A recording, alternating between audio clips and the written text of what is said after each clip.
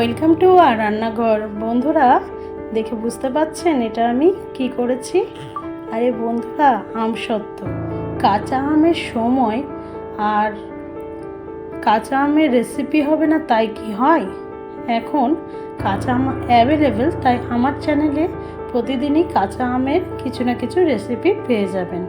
তো প্রথমে কাঁচা আমের আমসত্ত্ব তৈরি করতে যেটা করলাম, কাঁচা আম খোসা ছাড়িয়ে দেখুন কেটে নিয়ে আমি জলের মধ্যে ডাইরেক্ট জলের মধ্যেই দিয়ে দেব।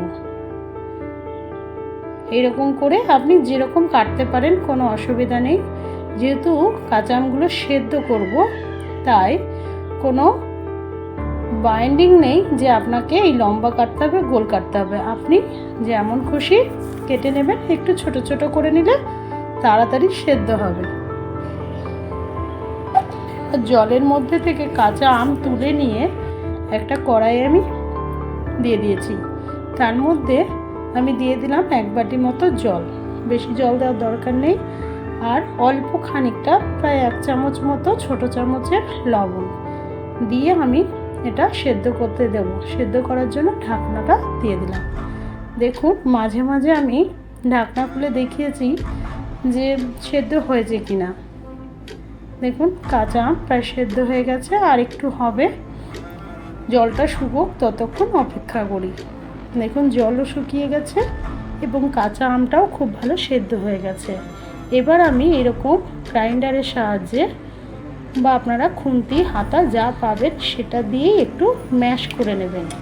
ম্যাশ করার পর এরকম ছাঁকনি বা ঝুড়ি থাকলে সেই ছাঁকনি বা ঝুড়িতে দিয়ে এই কাঁচা আমের সেদ্ধ মিশ্রণটি একটু ছেঁকে দিতে হবে, কারণ না ছাঁকলে গোটা গোটা থাকবে, তাহলে কিন্তু আমসত্ত্ব ঠিকঠাক হবে না।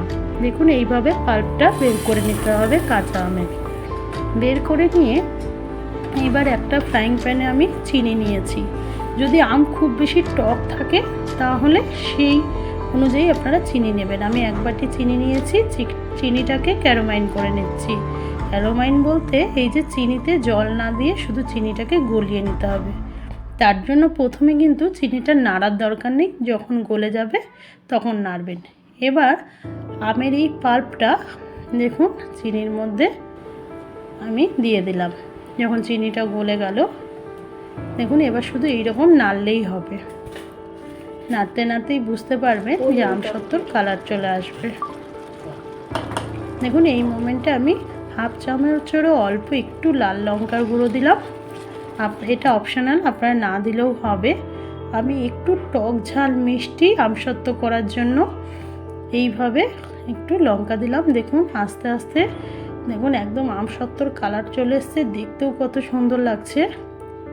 এই যে টপ টপ করে পড়ছে, দেখলেই বুঝতে পারবেন যে এবার আমসত্ত্ব জমে যাওয়ার মতো হয়েছে। দেখুন একটু ঘন করে নিতে হবে, তাহলে বুঝতে পারছেন যে বাড়িতে আমসত্ত্ব করা কত সহজ।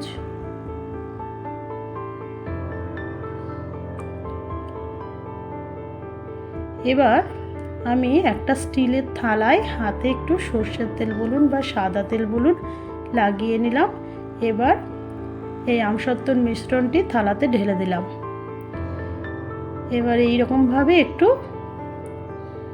আমি খুন্তির সাহায্যে এইভাবে পুরো মিশ্রণটিকে থালার পুরো সাইজ পর্যন্ত তৈরি করে নিলাম। এবার প্রথমে আমি রোদে দেব না, একটু বাতাসে রেখে দেব, এবং রোদে দেওয়ার প্রয়োজন নেই। আমি ঘরের আবহাওয়াতেই রেখে দিয়েছিলাম 2 দিন মতো। 2 দিন বলতে আমি বিকেলে করেছি, তারপরের দিন বিকেলে আমি দেখুন কেটে দেখাচ্ছি আপনাদের। আমসত্ত্ব এরকম পাতলা পাতলা করে কেটে নিচ্ছি, যেরকম ধরুন বাজারে পাওয়া যায়। এবার মাঝ বরাবর একটা কেটে নিয়েছি। দেখুন এবার তুলে দেখাচ্ছি আপনাদের। এই যে এইভাবে আমসত্ত্ব তৈরি হয়ে গেছে। তাহলে বুঝতে পারছেন যে কত সহজে বাড়িতে কাঁচা আমের আমসত্ত্ব করা যায়। এই যে এরকম পরপর এই দেখুন আমি রেখে দিয়েছি। আপনারাও এইভাবে বাড়িতে আমসত্ত্ব করতে পারেন, কোনো অসুবিধা নেই। এবং আপনাদের যদি আমার এই রান্নাগুলো সত্যিই ভালো লাগে, প্লিজ অন্যদের সাথে শেয়ার